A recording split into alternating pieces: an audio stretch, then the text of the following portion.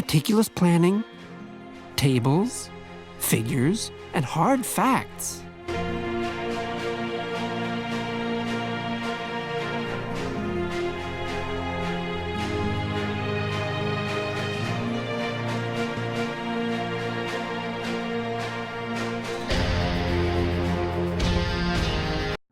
In 1863, on the banks of the Missouri River, the last chapter in the monumental undertaking of the Transcontinental Railroad began.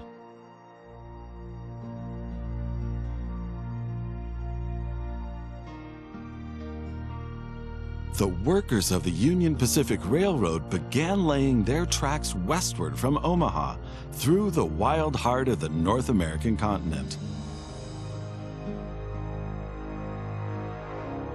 Massive challenges awaited them. Away from all civilization, the country was vast, the weather ruthless, and the challenges tremendously energy-sapping. But there was a masterstroke of modern engineering to be accomplished. To tame the wilderness and to conquer it with steel, fire, and steam. Never before had anything like this been ventured, but the time was ripe. Greetings. My name is Thomas Clark Durand.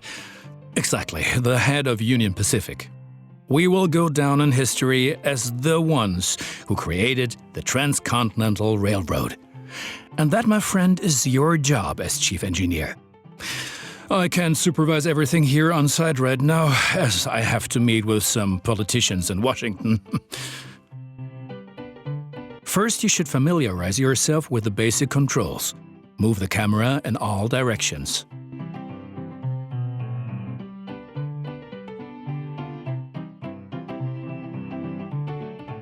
Now test the camera's zoom function.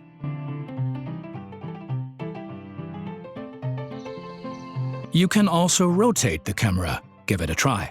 Very good. Now you know the basic controls. Your first task is to create a rail connection between Omaha and Norfolk to the northwest.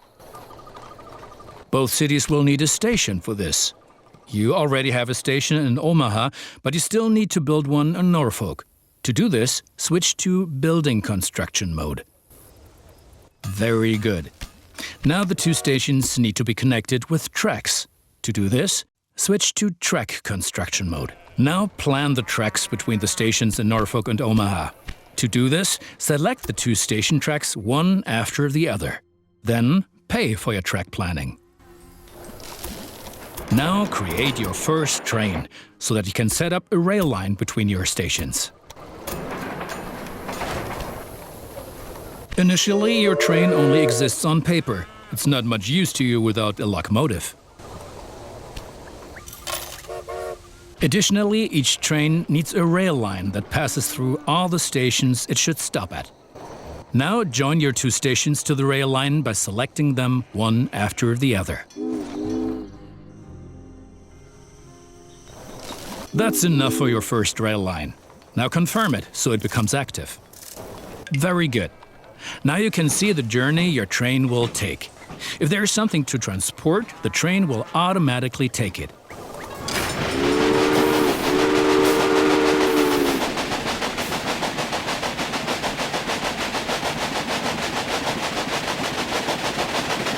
However, as each locomotive needs water, sand, and lubricant on its journey, you have to place a supply tower along the route.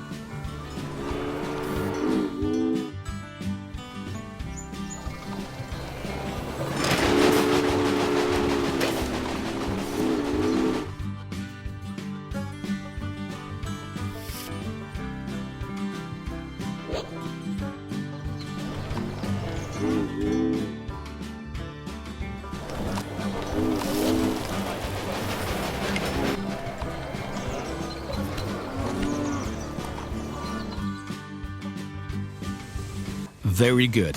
Your train is now traveling between Omaha and Norfolk. But you can do even more. Each city needs goods from the surrounding area. For example, every city needs corn. Look, there is a corn farm near Omaha. Until now, the corn has made it to the city in the conventional way, but we want to change that. Now construct a rural train station in the marked location with a corn farm within its radius. Now connect the new rural train station to the station in Omaha. And now things are getting tricky as we have to deal with a logistical problem. As Norfolk should also enjoy fresh corn, there will soon be 2 trains traveling on the stretch of track between Omaha and Norfolk. Of course, this will then result in a conflict. Since trains cannot travel through each other, you'll need a side track between Omaha and Norfolk. This consists of 1 parallel track and 2 signals. First, create a side track. It needs to be at least long enough for a fully loaded train.